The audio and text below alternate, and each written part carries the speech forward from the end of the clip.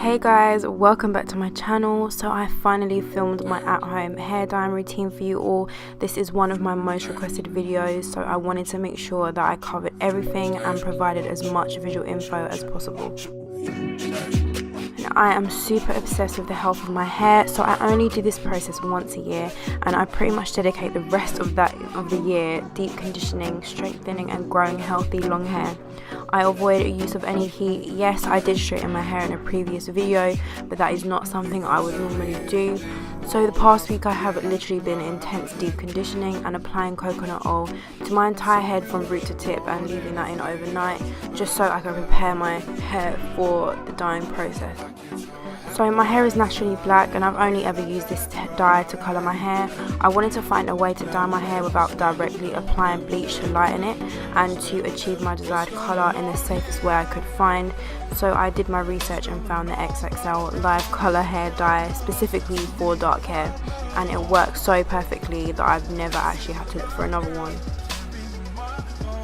So the colour you have previously seen in my other videos is me using this dye, but when it has faded out, which is exactly what will happen. And I'll be taking a bunch of pictures of the faded out process weekly, so you can not only see what it looks like, but how long it took to fade out to my previous colour. So if you don't already follow me on Snapchat and Instagram, do that because the updates will be on there.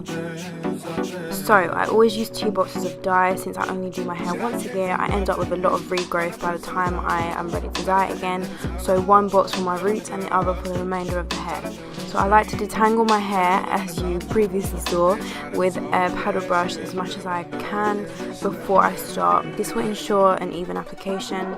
So I'm starting off with my roots first. I'm mixing 1 box of dye and I'm simply just following the directions that have been provided, mixing the developer with the colour cream and then using the tip of the applicator to get into my roots. What's going on right now?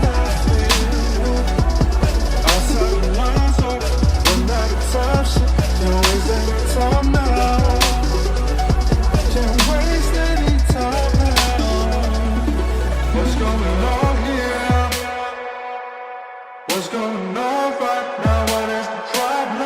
Tell me the problem. That's in a lot, girl. You carry my mind. Always been on one and I feel outside of my zone. Run out of time. Can't waste any time. For my baby hairs, I'm just carefully applying the dye and then massaging it in.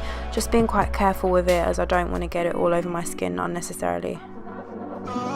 You can tell me anything you want, I'll forget about it. Tell me what you want, anything. So once I've thoroughly applied the dye to my roots, I'm massaging it in to distribute the dye as evenly as possible, and I also use the remaining dye on the other half of my hair just to kind of finish it up, and you'll see me do that later.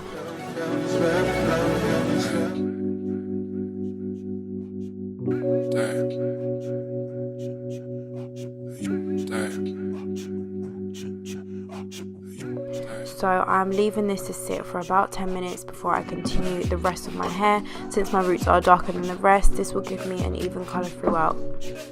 So once the timer is done, I'm going to mix the second box, then start to section my hair off. As you can see, it's not neat or anything, but that doesn't matter since I just want smaller sections so I can really focus the dye on each part. So I'm just working as quickly as I can, keeping in mind that the dye on my roots is processing as I do this. I'm then just going to apply all the dye until I've covered everything as best as I can. I can't tell what happened last night. Did I act right?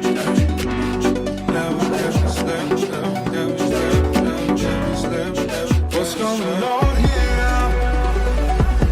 What's going on right now? What is the problem? Tell me the problem. I said a lot, girl. Can't be mine. Always been on one and I feel outside of my zone. Run out of time, shit. Can't waste any time now. Can't waste any time now. Yeah, I don't spend nothing.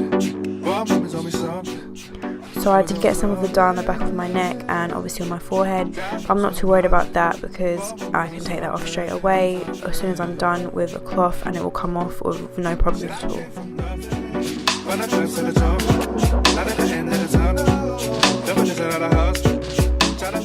So now I'm just finishing up the dye, using it on the length of my hair, just going over everything, just making sure I've covered everything. What's going on here?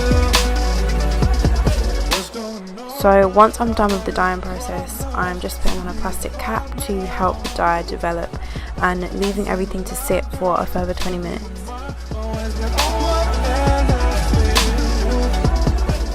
So I've gone and rinsed out the dye with cold water until the water ran clear, and applied these 2 conditioner after treatments and let those sit for about 15 minutes while I carefully detangled my hair.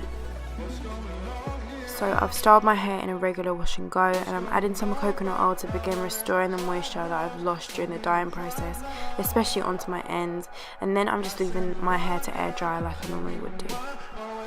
Once my hair is completely air dried, I'm adding some more coconut oil all over just for shine and moisture, I guess.